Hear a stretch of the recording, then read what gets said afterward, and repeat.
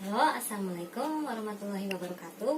Nama saya Medina Ulfa, NIM 31190100. Hari ini saya akan mempresentasikan bisnis plan kelompok kami, yaitu kelompok 2. Anggota kami adalah Elia Fitri dan Timotius Morales. Bisnis yang akan kami rintis ini adalah bisnis kuliner, yaitu churros, sejenis kudapan dari Spanyol. Dari churros ini merupakan usaha potensial yang mengedepankan camilan jenis baru yang unik dan menarik. Dari churros ini kami buat dari bahan-bahan berkualitas seperti susu yang kami gunakan, susu yang berasal dari New Zealand yang terkenal dengan produksi susunya, serta untuk cocolan sausnya kami gunakan coklatnya dari Belgia yang terkenal dengan produksi coklatnya yang berkualitas. Usaha churros ini dapat dijalankan secara sederhana serta sasaran konsumennya pun luas. Jajan yang cepat, rasa yang enak, nikmat menjadikannya peluang usaha yang cukup menjanjikan di masa depan. Visi dan misi kami yaitu membuka cabang di seluruh Indonesia. Jadi kami akan membuka cabang di Indonesia itu sebanyak-banyaknya dan agar menjadikan churros sebagai kudapan nomor 1 di Indonesia. Sedangkan untuk misi kami memberikan inovasi rasa dan topping yang berbeda dan modern pada produk churros. Jadi bentuknya tidak panjang seperti cakwe saja, tapi seperti bentuk hati atau lingkaran dan sebagainya. Lalu menjadikan kue churros sebagai makanan camilan yang berkelas, memberikan pelayanan terbaik dengan keramahan dari para pegawai kami, serta mengembangkan inovasi dalam produk kami berupa churros dengan isian maupun churros dengan cocolan seperti biasa. Seperti yang dilihat, ini adalah bentuk churros. Kurang lebih bentuknya seperti cakwe, tapi lebih kecil, seperti sepanjang jari telunjuk kita. Dan ini sudah dikenal di Spanyol sebagai donat khasnya. Ini terbuat dari tepung terigu dan mempunyai tekstur yang crunchy. Jadi ketika gigit renyah, tetapi di dalamnya terasa lembut dan apalagi sangat enak jika dicelupkan dengan saus coklat yang hangat. Berikut struktur organisasi kami. Di sini direksi utama yaitu saya, Medina Ulfa, serta manajernya yaitu Timotius Morales, dan direktur keuangan yaitu Elia Fitri. Job desk direktur utama atau saya yaitu menyusun strategi untuk mengarahkan bisnis menjadi lebih maju, mengorganisasi visi dan misi, menunjuk orang untuk memimpin divisi, mengawasi kompetisi bisnis internal dan eksternal, memimpin meeting rutin dengan para pemimpin senior dan pemimpin senior perusahaan. Jadi segala tanggung jawab mengenai perusahaan kami itu sayalah yang memegangnya. Kemudian untuk job desk direktur yaitu memimpin perusahaan dengan menerbitkan kebijakan-kebijakan perusahaan atau institusi. Kemudian memilih, menetapkan, mengawasi tugas dari karyawan. Jadi tugasnya dia mengawasi setiap pegawai dan petugas yang mengolah produk kami. Kemudian menyetujui anggaran tahunan perusahaan atau institusi, menyampaikan laporan kepada pemegang saham atas kinerja perusahaan atau institusi. Jadi segala laporan keuangan itu Elialah yang memegangnya. Kemudian untuk job desk direktur keuangan yaitu mengelola fungsi akuntansi dalam proses data dan informasi keuangan, mengkoordinasi dan mengontrol perencanaan, laporan dan pembayaran kewajiban pajak perusahaan. Jadi jika ada pajak yang harus dibayar oleh perusahaan kami, entah itu pajak media, promosi ataupun pajak segala macam, Pak Timotilah yang mengurusnya. Kemudian merencanakan, mengkoordinasikan dan mengontrol arus kas perusahaan atau cash flow. Jadi segala dana yang kita keluarkan itu Timotilah yang mengurusnya.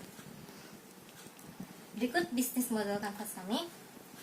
Key partner kami yaitu supplier bahan-bahan baku, pemilik ruko, mitra media promosi, mitra toko penitipan produk. Jadi misalkan ada yang ingin membeli oleh-oleh churros, dan kami menitipkannya di toko penitipan produk, mereka bisa mendapatkannya karena kita menitipkan produk kami di toko oleh-oleh. Untuk activity-nya, mengolah bahan baku menjadi produk olahan, membeli bahan baku dari supplier, perencanaan strategi dan bisnis, menitipkan di toko oleh-oleh. Untuk key resources-nya, sumber daya manusia, dana investor, set kitchen, penggorengan, spatula, dan lain-lain. Kemudian untuk value proportionnya, yaitu saus coklat yang dari coklat Belgia berkualitas premium, dan juga kami tidak menggunakan bahan pengawet. Untuk customer relationship-nya, kami memberikan diskon dan giveaway. Jadi setiap bulan kami akan mengadakan promosi. Jadi setiap satu maka konsumen akan mendapatkan satu produk yang sama. Kemudian melakukan inovasi produk dan mempertahankan kualitas produk. Untuk channelnya, kami menggunakan media sosial seperti Instagram, Facebook, dan kami juga memasarkan produk kami di Tokopedia serta Bukalapak. Untuk customer segmen kami menitik beratkan pada mahasiswa dan masyarakat penyuka pastry. Biasanya mahasiswa ini kan rasa keingintahuannya terhadap tren makanan yang sedang in itu tinggi. Jadi mahasiswa inilah yang kami targetkan. Juga masyarakat penyuka pastry yang biasanya bosan dengan hanya pastry yang itu saja. Untuk cost structure-nya, kami menggunakan biaya workshop, biaya produksi, gaji pegawai, biaya marketing, biaya sewa ruko, dan biaya kemasan. Untuk revenue stream-nya, kami mendapat dari penjualan churros serta program workshop pembuatan churros langsung di dapurnya. Jadi setiap 3 bulan sekali atau 6 bulan kami akan mengadakan workshop pembuatan churros langsung di dapurnya. Tapi berhubung churros ini harus digoreng pakai minyak panas, maka untuk saat ini kami hanya buka workshop untuk kalangan SMA, mahasiswa, dan masyarakat umum. Ini business preparation budget kami seperti yang dilihat perinciannya. Jadi untuk tepung terigu yang 1 kilo yang kami beli, kami menggunakan setengahnya. Jadi dalam satu kali produksi kami memproduksi sekitar 100 pieces churros. Dan ini adalah totalnya, variable cost-nya yaitu 176.500. Dan ini break even point kami atau BEP. Seperti yang dilihat tadi, ini visinya atau variable cost-nya 176.500. Untuk FC-nya atau fixed cost yaitu SDM, sewa tempat itu 200.000. Jadi 200.000 tambah 176.500 hasilnya adalah 376.500. Jadi modal per pak kami adalah 376.500. Harga jualnya kita dapat dari HPP dibagi modal plus keuntungan. Jadi 3.765 ditambah 40%, yang hasilnya 5.271. Jadi harga jual yang kami dapat adalah 5.271 itu untuk harga jualnya. Jadi jikalau di harga bersihnya itu, jadi kami memberikan harga 5.000 per paknya. Untuk profit atau revenue sharing kami, jika Anda berminat untuk berinvestasi bersama kami, keuntungan yang akan Anda peroleh adalah sebesar 50% dari modal yang Anda investasikan. Jadi jika keuntungannya kami dapat adalah 10 juta, maka dikali 50%. Jadi 50 juta dikali 50% dikali 10 juta adalah 5 juta. Jadi Anda akan menerima 5 juta dari setiap keuntungan yang kami dapat. Closure atau penutup, menurut kami usaha ini mempunyai prospek yang baik karena sebagaimana telah kita ketahui bahwa bisnis kuliner adalah salah satu jenis usaha yang fleksibel. Dan kami sangat optimis bisnis kudapan churros ini dapat menjadi makanan yang sangat digemari seperti di negara asalnya yaitu Spanyol. Oleh sebab itu, kami yakin usaha kami akan berkembang dan memperoleh profitabilitas yang dinamis serta meningkatkan omset sehingga dapat menyebarkan cabang bisnis usaha di seluruh Indonesia. Kemudian bagaimana kalau perusahaan kami mengalami kerugian misalnya? Berikut resiko dan cara mengatasinya. Produk yang kurang baik atau tidak laku, kami akan mencoba melakukan inovasi produk dengan mensurvei keinginan konsumen. Jadi kami akan tanyakan kepada para konsumen, apa sih rasa yang mereka inginkan dan bentuk seperti apa yang kira-kira praktis untuk mereka bawa sebagai teman makan siang. Kemudian untuk produk yang tidak laku akan kami berikan kepada para karyawan. Jadi kami mempunyai prinsip zero waste. Jadi setiap produk yang tidak laku itu kami akan berikan kepada karyawan kami, sehingga tidak ada produk yang tersisa. Jadi untuk esok harinya kami akan memproduksi churros yang baru. Kemudian untuk tim yang tidak berpengalaman, kami pastikan untuk melakukan training selama 3 bulan bersama dengan pegawai yang lebih senior dari pegawai baru ini.